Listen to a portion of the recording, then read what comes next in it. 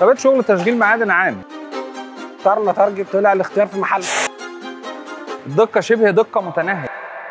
جرجس شاهر، مهندس رامي، احنا مدينة السلام خلف جالاكسو. شركة بي دي ميتال. طبيعة الشغل تشغيل معادن عام. شركة تارجت عرفناها من المعرض اللي فات، كانت سمعة طيبة يعني. طلع الاختيار في محل، عقدنا في المعرض، البضاعة كانت حاضرة والتنفيذ وقتي على طول. صراحة مكنة الليزر بمثابة تأسيس مصنع، هي جزء من مصنع بتفتح لك مجال في مساحة شغل كبير جدا. في كذا ميزة اخترناها من شركة تارجت. لا هي مكنة محترمة، الوكيل بتاعها حد كويس جدا. سرعة الاستجابة، يبقى عندك مشكلة تبقى سريعة، مجرد ما بتكلم المهندس المسؤول بيبعت مهندس، او الموضوع لو مش مثال بيبعت فني، بس بيحل لك المشكلة في أقرب وقت. دقة شبه دقة متناهية. بالنسبة لدقة المنتج، طبعا دقة وسرعة متناهية، مفيش أي روايش خام. المكنة معانا بتجيب تخانات كويسة جدا. المكنة 3 كيلو، قطعنا عليها لحد 18 مللي بارتياحية، يعني مش كانش الموضوع صعب ولا حاجة، لا كانت الدنيا بارتياحية. قطعنا لحد 18 مللي، والفينش كان محترم جدا. زاوية الميل كانت كويسة إلى حد ما كبير. طبعا بالنسبة للارتفاع زاوية الميل كانت ممتازة، كان اختيار كويس.